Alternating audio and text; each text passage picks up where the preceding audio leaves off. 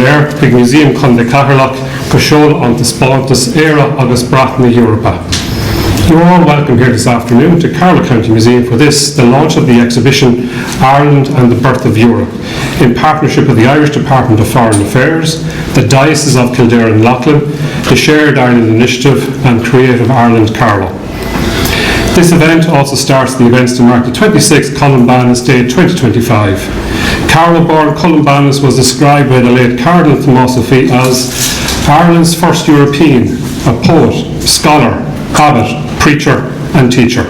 Professor Dáibhí Ó Cronin from University of Galway and his wife Maura are good friends of us here in the museum and indeed of Carlow. With his many books, articles, research on such Carlow characters as St. Columbanus and St. Willibrord, that continues to add to our store of knowledge about their lives and their impacts, and probably just as important, their legacies. In fact, his most recent publication deals with an important, but in many ways forgotten Carlow alumni, St. Egbert of Rathmelchi and Iona, with the title Pater Egbert of Rathmelchica, the hero of Bede's Historia Ecclesiastica. And those of you who have visited the National Museum of Ireland in recent weeks will have encountered their new exhibition, Words on the Wave, Ireland and St. Gallen in Early Medieval Europe, featuring Irish manuscripts from the famous library in St. Gallen, a number of which of their images feature in this exhibition.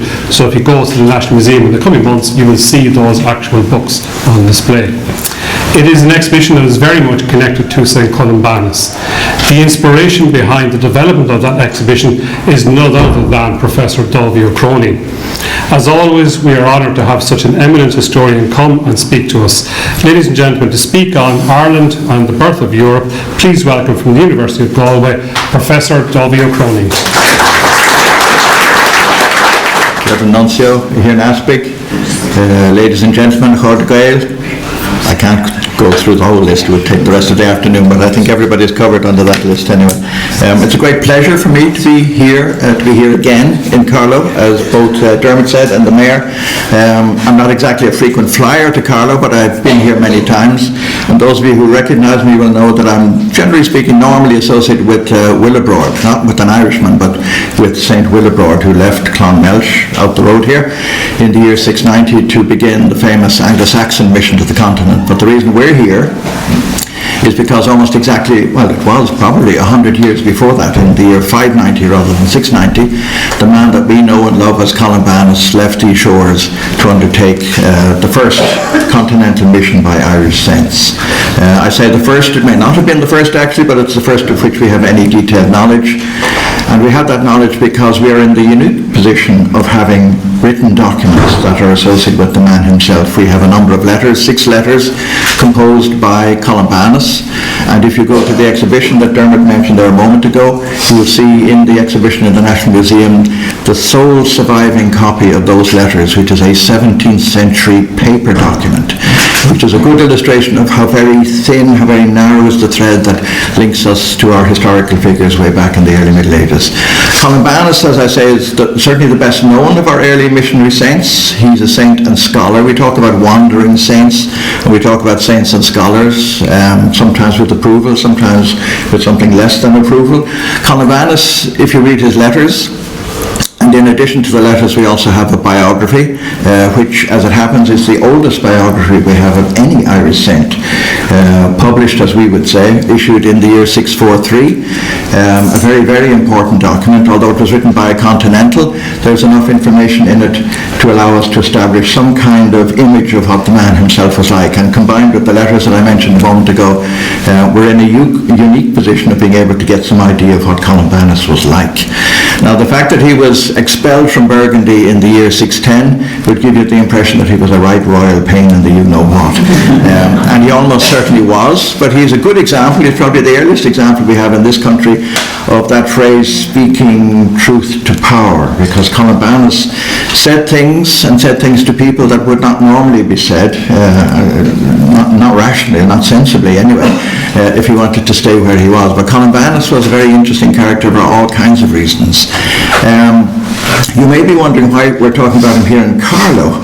when in fact we know everybody is in agreement that Columbanus undertook his continental mission from Bangor in County Down. I'm delighted to see that this exhibition is part of the Shared Island initiative that we know about, and I think we're in a position to greet friends from County Down here as well as from elsewhere in the island and beyond. The reason why we're here in Carlow is that by chance, Columbanus' biographer, Jonas, writing in the 640s, as I say, the early 640s, remarks in passing that although Columbanus left from Bangor up in County Down, very near Belfast, those of you who know that part of the world, that in fact he was a Leinsterman, and it's almost certain that he came from these parts.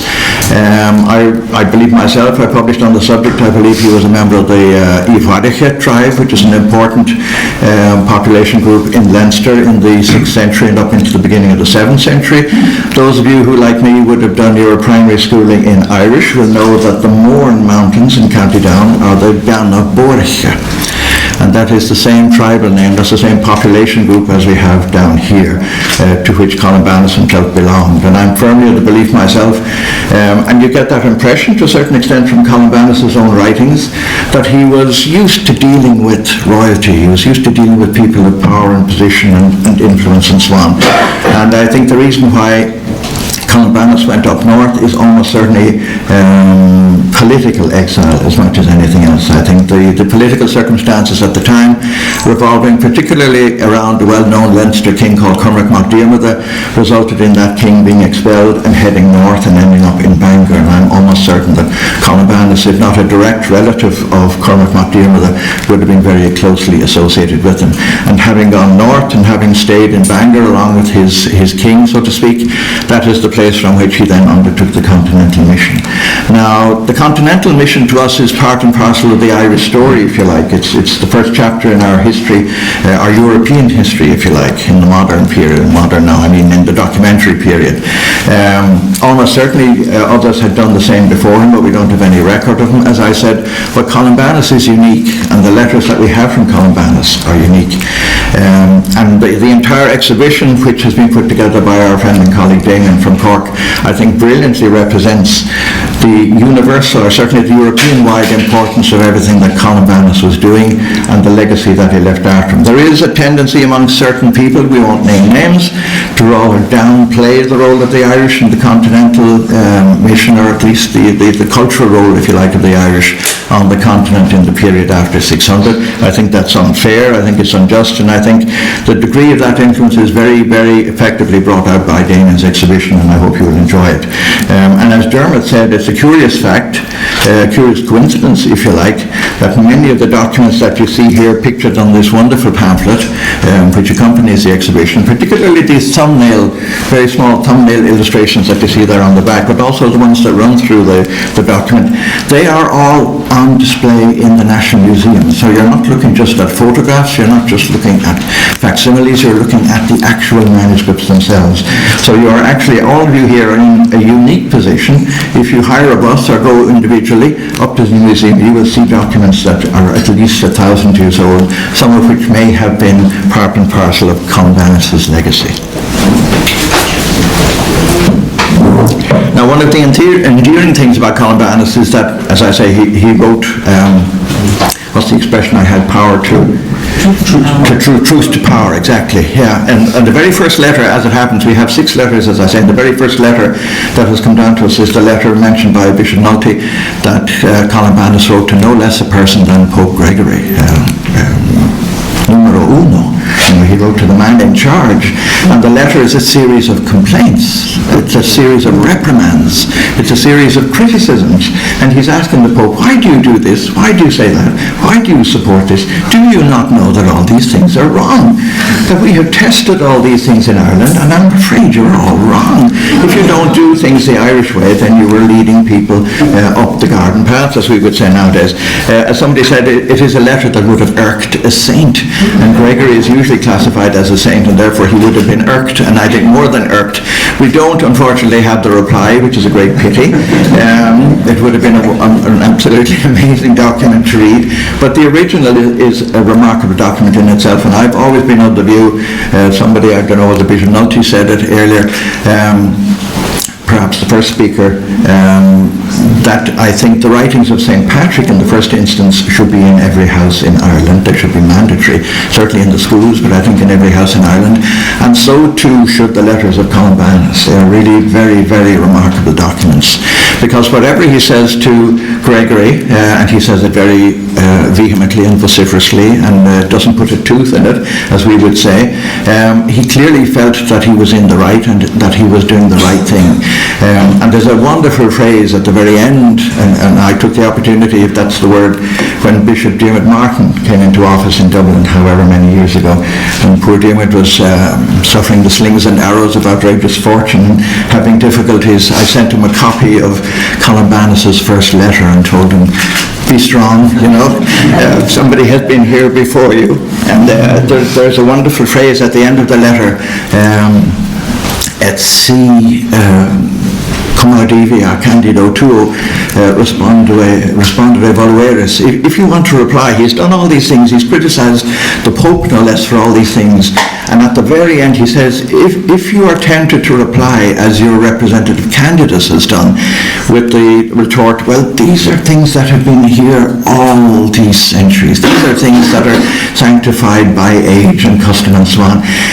He says, manifeste antiquus error est, sed antiquior est veritas. Clearly it's a mistake, you're wrong, and truth is older than error, and always reprehends it, as he said. It always triumphs over error, which is a quite remarkable thing to say to a pope. You wouldn't say it to your chief executive officer if you were working in a business, but you certainly wouldn't say it to the pope. But anyway, Columbanus continued in that vein, eventually found himself in difficulty with royalty, although he had got on with royalty in Ireland, and I believe his experience in Ireland meant that he could do things with royalty on the continent, with Merovingian kings and queens, and queen mothers in particular. We think of Brunhilde, the formidable Brunhilde, who was a very dangerous individual. But Columbanus, although he knew the dangers, the physical dangers of what he was doing on the continent, and the confrontational attitude that he took to various kings and queens and so on, nevertheless did not shirk his responsibilities. And I think it's fair to say that he probably took his life in his hands. At least one of his predecessors had been done to death for saying the kinds of things that he said to Merovingian kings, and therefore he probably knew what he was doing.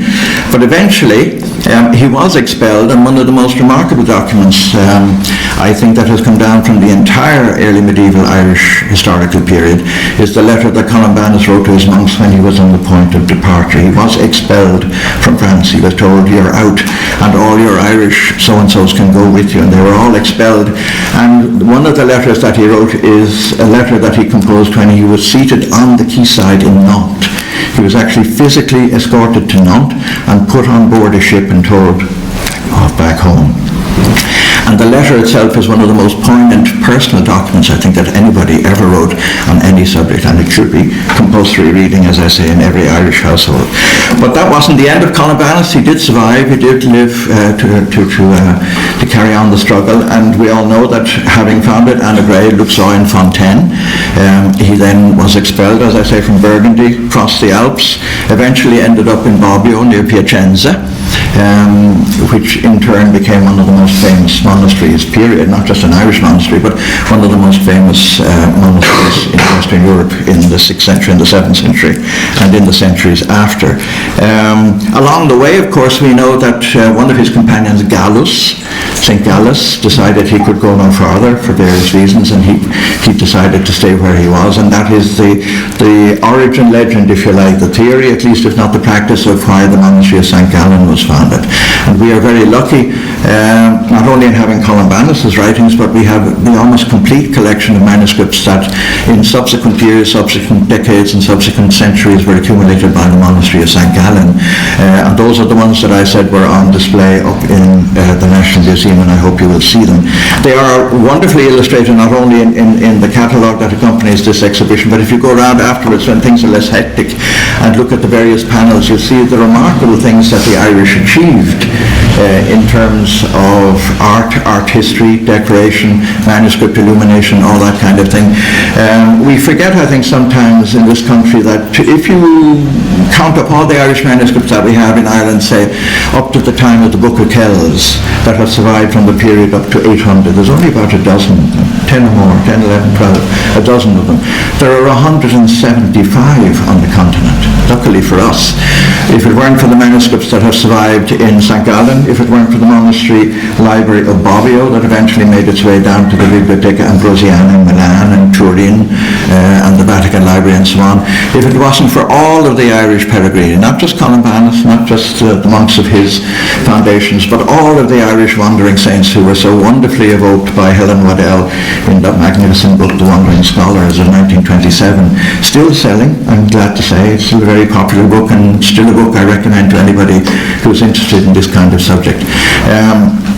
It's a chapter of our history, I think, which is not well enough known, and I think that the fault, if you like, rests with people like me or people in my position in academic circles who haven't made the general public sufficiently aware of the wonderful achievements that the Irish made in the early Middle Ages. I know we're always told we're always beating our own drum and we're, a pain and so on, but the fact is that the Irish achievement in the early Middle Ages, all the way down to the 12th century and beyond, is a tremendous achievement for such a small island with such a small population and coming from where we did without ever having been a part, for example, of the Roman Empire. Our traditions were quite different, although in Christian terms, in terms of doctrine and belief, we never differed from our continental neighbours, despite the fact that some people think we had a heretical church. That's not true.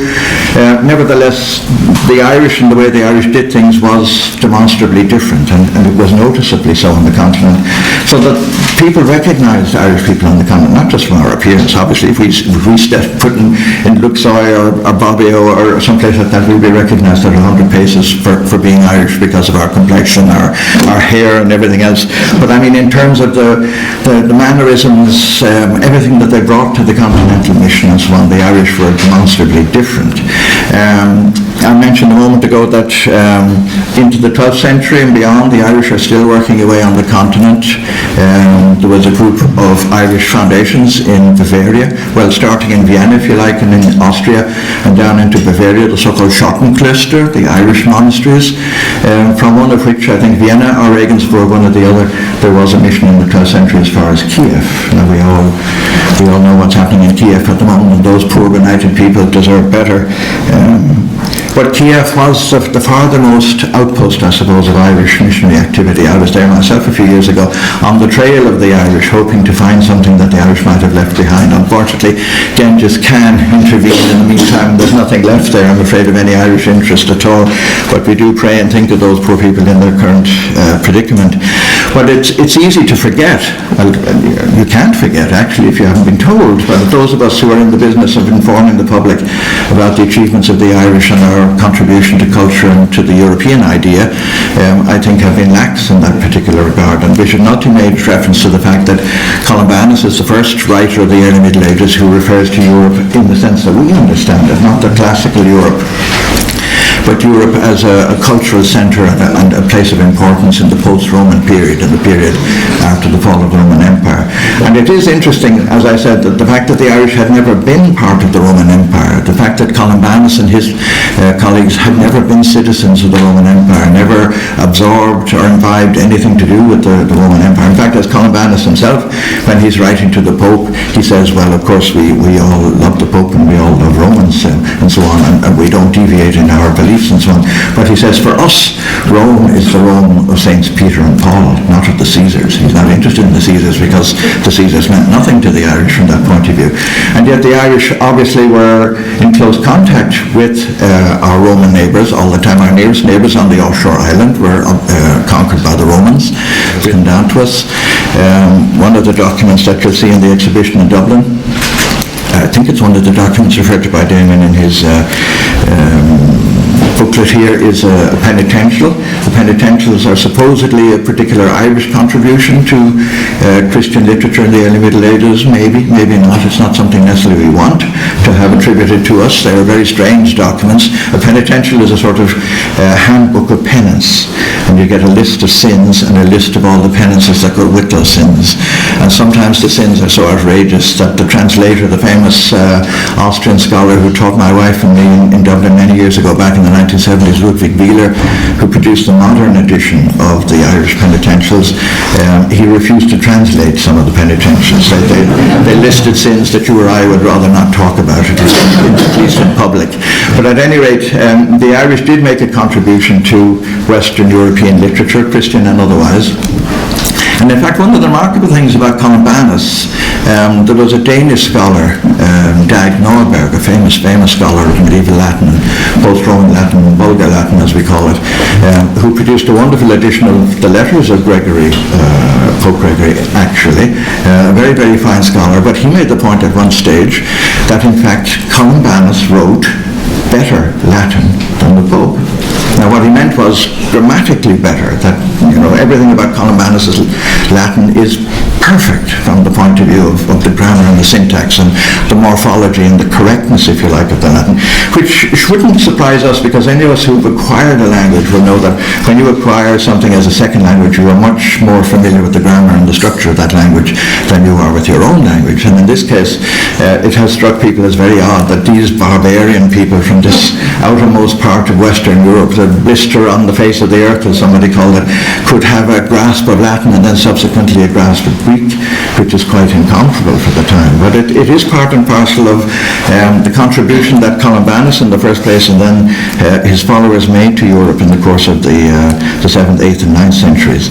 Columbanus himself is sometimes attributed with the knowledge of the classics, by which I mean Greek and Latin, ancient literature and so on, which is probably exaggerated, but at the same time we do know that the Irish were very proficient in those languages, and how they acquired those languages and how they acquired that proficiency we simply don't know. Learning languages is not an easy thing to do, as many of you will have experienced, and learning Greek and Latin is not easy. On one of the panels here behind you, where Damien I think is, there's a manuscript which again you can see on display in the National Museum if you go up, the so-called grammar of Priscian. Priscian was a 6th century Roman grammarian who was teaching Latin to Greeks in Byzantium. The Greeks needed to be taught Latin in the same way that we did at that period in their history. Now, Priscian's institutiones, as they call the Institutiones Latinae, are not easy. Latin is not easy, but certainly Priscian's institutions are not easy. But not only do the Irish have a complete grasp of Priscian's grammar, they correct him from time to time. They point out his errors as far as they're concerned from time to time, which is quite extraordinary.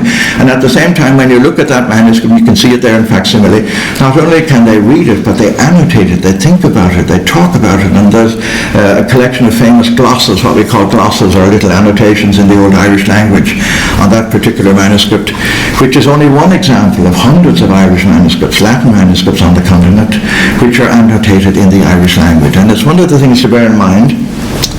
It's not so much our contribution, I suppose, to European culture, although it may be, depends on your point of view, I suppose, is that we always and ever had our own language. We still have the Gaeilge, I'm glad to say, and many of us still delight in speaking it. But obviously that was the first language for people like Columbanus. Latin was a second language, and whatever other language he acquired. And so the Irish had a dual tradition, if you like. They had the classical or post-classical tradition of Latin, to a certain extent, of Greek, but only to a certain extent. And they had their own tradition, their own legends, their own tales, their own mythology, everything else in the Irish language. And they rejoiced in the Irish language, and they treated the Irish language as every bit as important as Latin and Greek.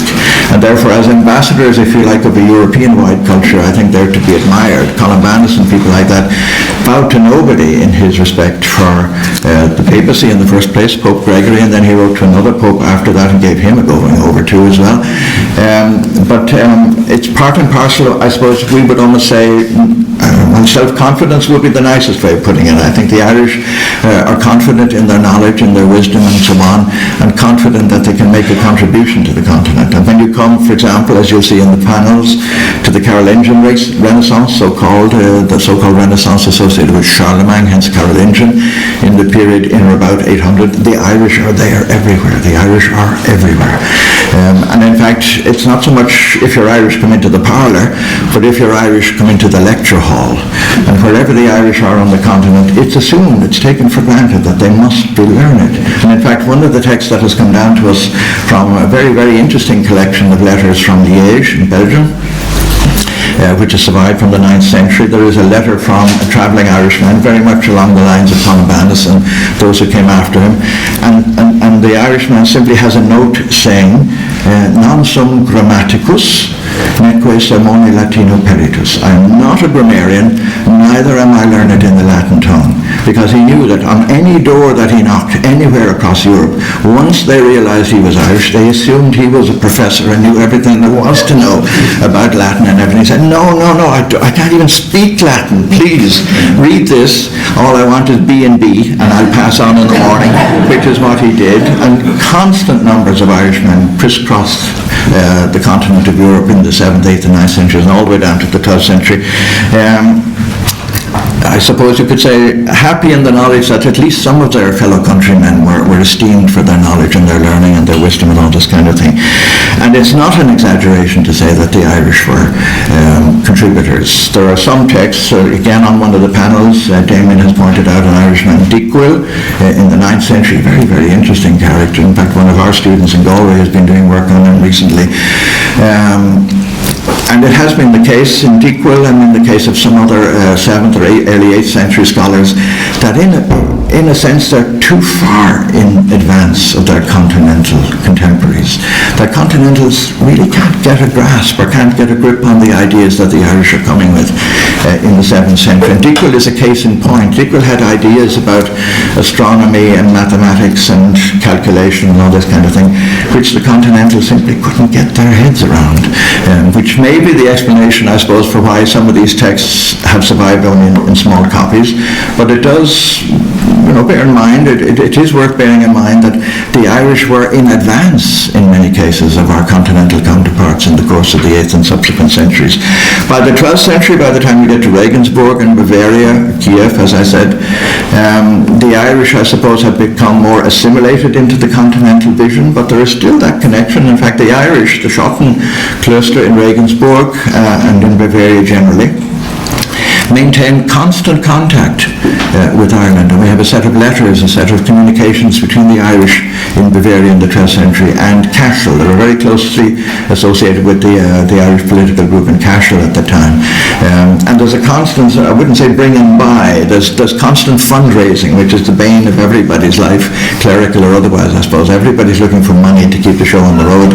And the Irish in Regensburg are of a similar disposition, and they're constantly writing home to the brothers and cousins and so on, asking for contributions to keep things going.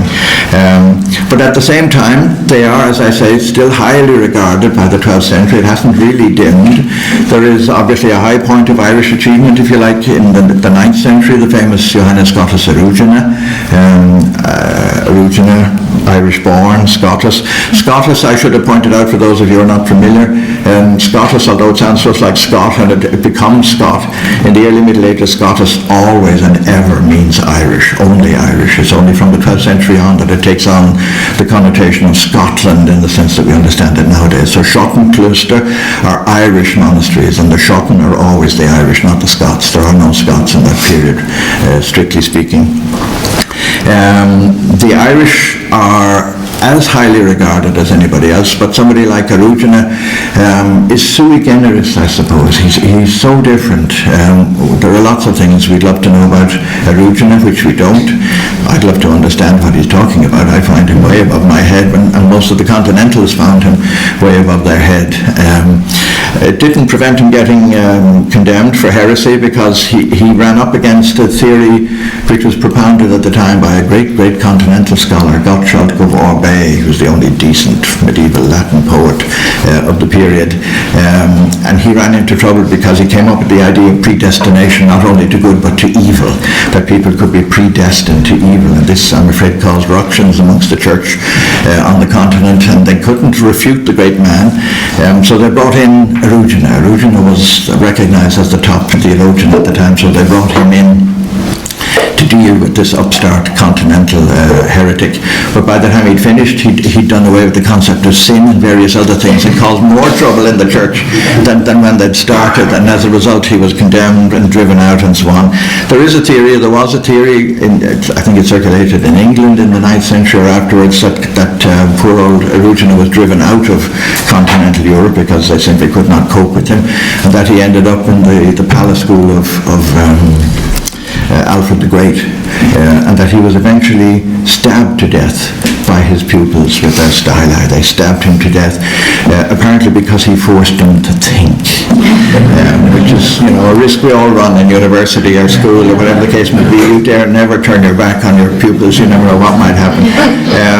But from that point of view, it is possible without exaggeration, although some people, as I say, accuse us of exaggeration, but I think it is possible without exaggeration to follow the Irish across the continent from about 590 when Columban sets off, then through Gallus in the period after that, then through the various other continental Irish scholars of the 8th, 9th and subsequent centuries, and to plot a path across Europe where the Irish recognise that they are Europeans. Obviously they know they're Irish, they don't have to be told they're Irish, although people nowadays tell us that we can't use these ethnic terms. These are anathema, that we're all afraid of radical nationalism and so on. There is a difference to be made, I think, nowadays between radical nationalism and patriotism. I know Oscar Wilde said that patriotism was the last refuge of a scoundrel.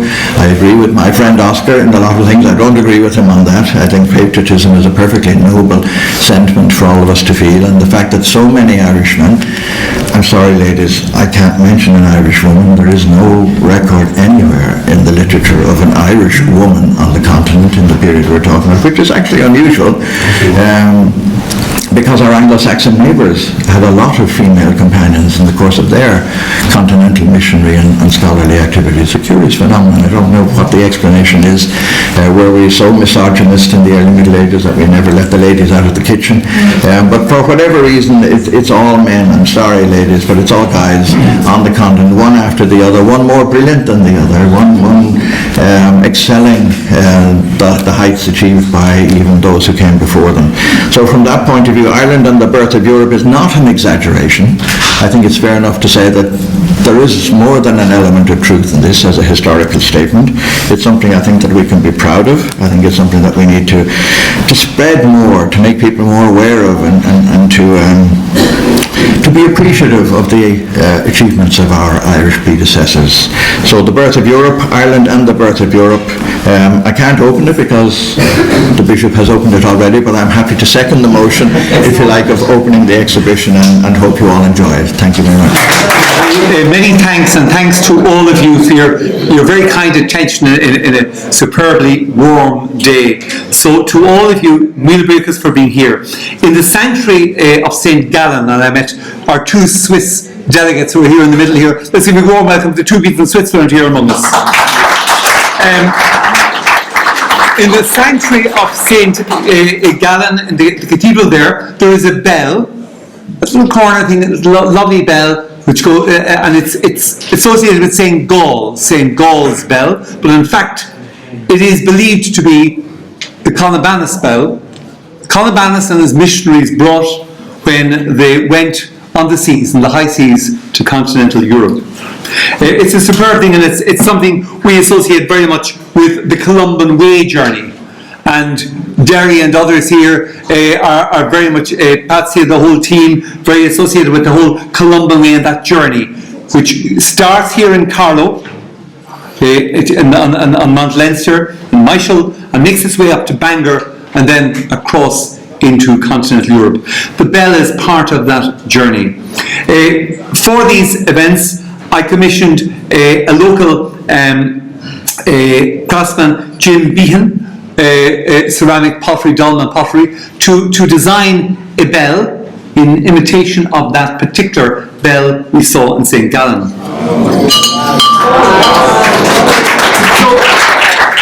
I'm delighted to present a bell to Dáibhí, and thank you very much for making this journey to Carlow County Museum this day.